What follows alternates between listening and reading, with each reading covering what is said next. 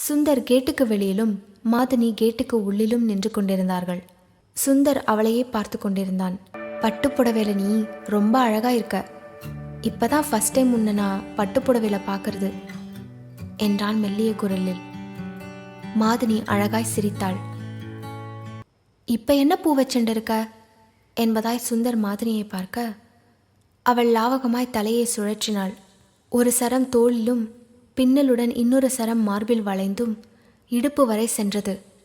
மல்லிப்பூ நன்னா இருக்கா? பெருசா வச்சுட்டு இருக்கேன்ல, உனக்கு பிடிச்ச மாதிரி என்றாள் கண் சிமிட்டி மெல்லிய குரலில். உன்னை இப்படியே அள்ளி தூக்கிண்டு போயிடலாம் போல இருக்கு என்றவன், எங்கே கொஞ்சம் பின்னாடி திரும்பி காமி என்றான் மெல்லிய சிரிப்புடன் கேஷுவலாய். திரும்ப தொடங்கியவள் சட்டென்று பாதியில் நின்றாள். திரும்பி அவனை பார்த்து செல்லமாய் முறைத்தவள், நீ என்னை இதுவரைக்கும் ரசித்தது போதும், முதல்ல கிளம்பு இங்கிருந்து விளையாட்டாய் விரட்டினாள்.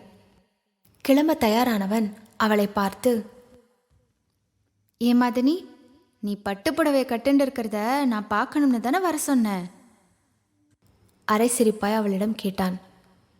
உன் முகர கட்ட வெவ வெவ அழகு காட்டினாள். அவள் கண்கள் சிரித்தது. பட்டுப்புடவையில நீ ரொம்ப ரொம்ப அழகா இருக்க என்று சொல்லி நகரத் தொடங்கினான் பைக்கை நோக்கி.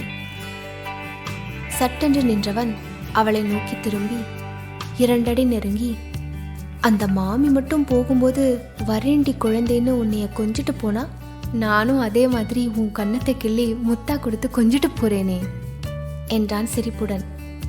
ஆமா, ஆசைய பாரு நடு ரோட்ல என்றபடியே கேட்டின் தாழ்பாலை போட்டவள், நாளைக்கு காலேஜ்ல பார்க்கலாம் என்றாள் மெதுவான குரலில்.